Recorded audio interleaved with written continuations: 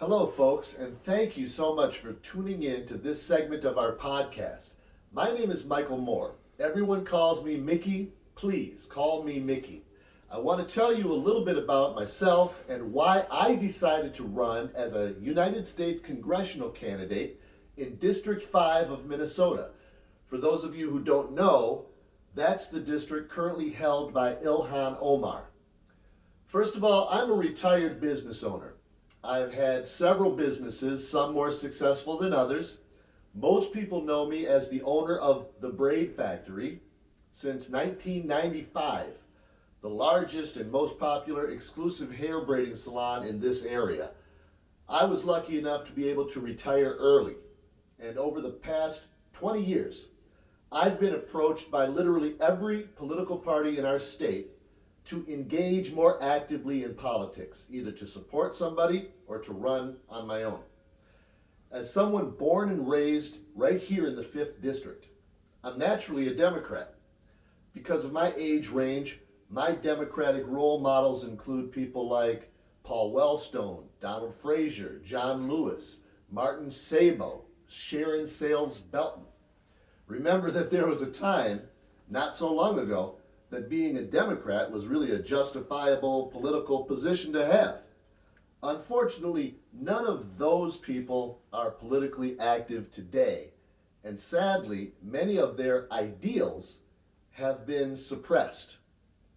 Now, I've always turned down getting involved in politics. It neither interested me, nor did I see any potential future for myself in that arena. For almost 10 years now, I've had a standing offer from a major political party here in Minnesota to run for any office I choose, and I've always said no. Then on Memorial Day 2020, as everyone knows, George Floyd was tragically killed.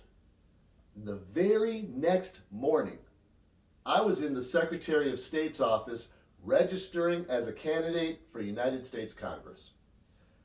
As someone with a lifetime of experience in this district, and more specifically, as someone who has a business based on high-end service to the black community. Now, let me back up. Let me point out for people who are not familiar with hair braiding. The Braid Factory has had over 250,000 customers served. Actually, a lot closer to 300,000. Our customers are men, women, children, old people, young people, middle-aged, doctors, nurses, patients, school teachers, students, celebrities, athletes, celebrity athletes, musicians, low-income employees, rich elite business people, police officers, postal workers, grocery store clerks, judges, lawyers. In short, every type of person you might imagine that enjoys wearing their hair in some kind of natural style. Our customers are primarily people of color. Our staff is exclusively African immigrant women. The average amount of time people spend in our salon is over 6 hours. That's an average. So for every male customer who comes in and out in less than an hour, we have someone that's in our salon getting a style that takes all day long, 10, 12 hours to complete, sometimes even longer than that. This means, in a very real sense, there are few people who have spent more intimate time and energy dealing with the people of color in this district than me. So when I recognized that the killing of George Floyd was going to require a certain type of experience and leadership, I recognized that the right person for that role was me. And I thought that a useful vehicle for creating a leadership platform for our district was the campaign for United States Congress. Our current leadership structure and their collective failures in this time of crisis has never been more plain or more costly. And I know that I can do better. Now, what I thought was going to happen and what actually happened turned out to be wildly differing realities. Now, I don't mind admitting my mistakes or talking about things I did wrong, but in this case, that list is so long and detailed that it would require another separate podcast. So let's just chalk it up to my naive belief that all major political parties were created equal. I thought that I would have multiple opportunities to discuss issues, to reach out to the frustrated people, to help direct the overflowing passions of the unheard masses. I thought media outlets would take my intelligent and experienced positions, my detailed, reasonable, and meaningful reforms, my informed and appropriate character, with the same seriousness that they did the other candidates, but they did not. I thought I would be granted some amount of access to radio interviews, newspaper articles, debate opportunities, God forbid, TV, candidate awareness forums, something. I was not. I thought people would somehow automatically be drawn to my website, to my Twitter account, my YouTube videos, that we would establish some direct communication right away. I thought that my long list of braid factory customers would be a part of galvanizing the black community behind a candidate that clearly had their best interest in mind.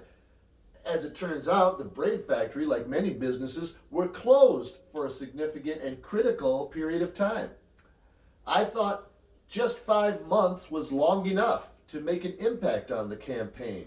I thought that my stand on no fundraising at all would be a principled position that would be some highly regarded and unique stance. I thought that walking the beat and actually meeting people personally would be preferable to some mass media advertising or mailing flyers through the post office.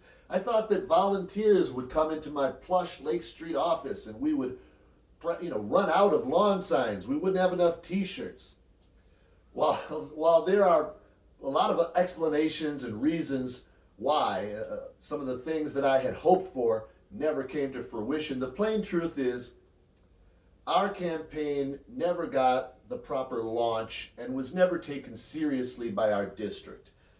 Indeed, the vast majority of people who called me told me that they'd never heard of me prior to seeing my name on their absentee ballot. So there's no getting around the fact that the realities of our campaign were much, much different than my expectations. I mean, I knew the fallout of the George Floyd killing would be negative, but I had no way of knowing that the city would protest and riot the way it did, that curfews would be instituted and the National Guard would be called out on a regular basis. In June, I still had expectations that the COVID-19 crisis would be properly handled and that crisis level of problem would somehow abate. I didn't expect that same problem to impact my ability to door knock throughout the entirety of my campaign, or for every festival and street fair to be canceled. I didn't expect volunteers to be afraid to come out and come in to work, or for residents to be afraid to come to their doors. I didn't expect the media to shut out our campaign. I mean, shut it out of the conversation completely. And I thought they would treat the situation fairly, not just as a 2-person race. It's a 3-person race. I mean, let's be real and let's be honest. But that's not the way they treated it. Frankly, that surprised me more than anything. The media coverage, the newspapers, the websites, radio, TV, the coverage of our campaign was so minimized and diminished that we were essentially non-existent. To most interested, politically minded people, we weren't even running. So I never got the exposure for the platforms of important and meaningful reforms and restructures that we'd hoped to. I never got the influence that I expected to use to help quell the frustrations or at least refocus the energies of the people into productive directions. And towards the end of the race, I had really resigned myself to accomplishing little or nothing. But then came the voting. And starting in early October, I began getting phone calls on a daily basis. First just 3 or 4, then 7 or 8, then 15 or 20, then 30, 35, 40 phone calls per day. And people said almost the exact same thing. People saw my name on the ballot and they called me up. They described themselves as lifelong Democrats, people who vote straight Democratic Party ticket. But they couldn't bear voting for Omar. And they wanted to tell me that they looked me up, that they got some of my information, and they wanted to say how glad they were that I was running. How much they agreed with our points and our issues that we raised. How thankful they were that they could exercise their right to vote and feel good about how encouraging they were about our principles and our positions.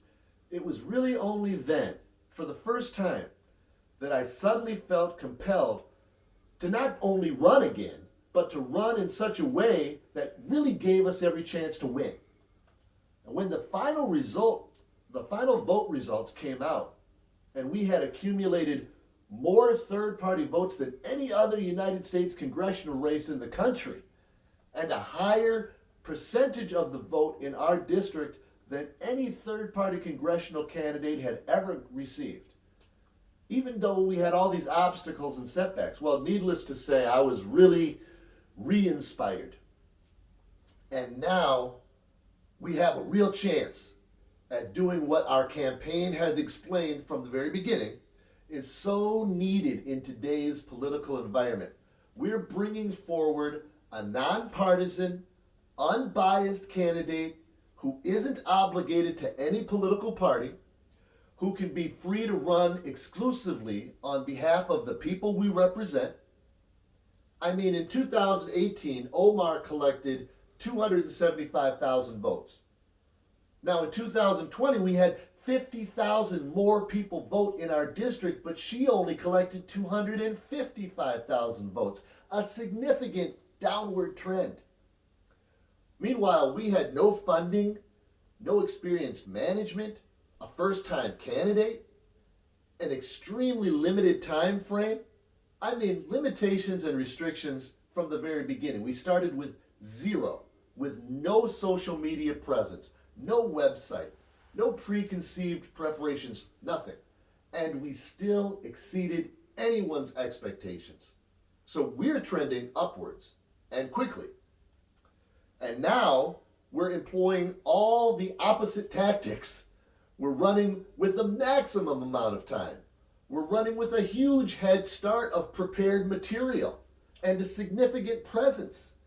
Now we're accepting funding and we're applying it appropriately, including charitable donations.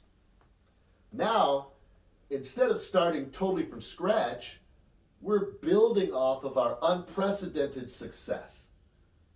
Now we have to be taken seriously. Now we're including experienced professionals on our team, and we're expecting to get a full return on our resources, volunteers, our Braid Factory customers building and growing, our support base, 38,000 proven voters, and more. Now, I'd love it if people watching this podcast or listening to this podcast felt moved and motivated to get involved. This is a movement. It's a real change in thinking and approach. I mean, instead of total gridlock and a blanket refusal to work together, we can make a way forward to compromise and accomplishment. We can shed our partisan politics in exchange for true and accurate representation based on previously forgotten ideals like the common good of the people or doing the right thing. I hope you agree. I'm Mickey Moore, and I want to thank you for your attention, your time, and your support.